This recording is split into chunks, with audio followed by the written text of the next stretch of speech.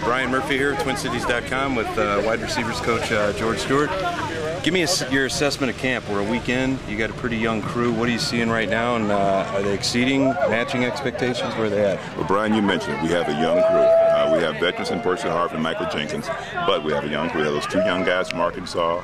We went and brought in another young player, Lamar Jordan, and we are not struggling right now, but we have an opportunity for our young players to try to improve. Our veteran guys are going to be fine, but our young players have to get better from the bottom up. So this is a question I've been waiting to ask for a long time. How does an offensive lineman become a wide receivers coach? And tell me about the evolution of how you got from your playing career to where you are today. Very simple. When I was in San Francisco, I had a chance to get the head coaching job at the University of Arkansas, and I did not get it. I finished second to Houston Nutt. And at that particular point in time, Bill Walsh called the university, wanted to know why his guy didn't get the job. And they specifically said he's a special teams coordinator. And Bill said the next time we have an opportunity in our staff for me to go into a coaching spot, he's going to move me to a spot so I can have an opportunity to do that if that's my goal. That happened the very next year, so I was able to go and coach receivers. And that's basically the evolution of it. I've always coached. I coach linebackers, I coach offensive line, I coach tight ends, I coach special teams. So in terms of coaching, Brian, I've coached a gamut of things, but it goes down to being a football coach. You know, a lot of people get pigeonholed to one thing.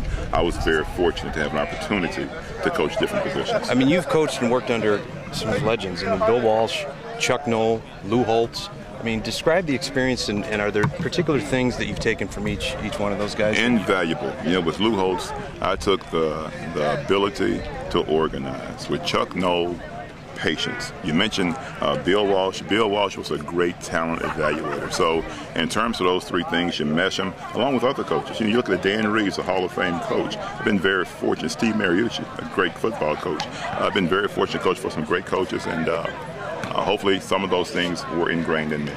I've heard one player describe you as you have a voice that would make John Wayne quake. What? I know you're from the South. Give me a sense of where that cadence and how you try to use that as sort of a teaching tool as well, because you're hard to miss out on the field. Well, it's very distinctive. I know they have a deep voice. Every place I go, you're broadcasting, you're on TV, you're radio, you're Barry White, you're James Earl Jones. I'm none of that. I'm a football coach. And with that, my players, Brian, have a chance to listen, because it is a booming voice. They know it. They can be on the field, 75,000 screaming. I can make them yell. Their heads pop over like a little puppy dog, you know. But it's something that I use as an asset because it gets attention. They understand what I want, and they usually get it done. And what's your calling card? I mean, what's your one phrase or I know you have a machine gun cadence. What is that? Give me a little example of something where someone would hear you across the field on. Just like that. And they'll look, and usually I whistle. Usually I whistle, but during the course of a football game, there's several things. It could be Percy gets short. It could be Michael Jenkins, a little wide. But in terms of alignment technique, sometimes I can tell when a player leaves the huddle, he may be a little iffy on what he's doing. We have a chance to kind of scream the play to him a little bit. But our players are great professionals. They do an outstanding job, and I'm just fortunate to have an opportunity to coach them.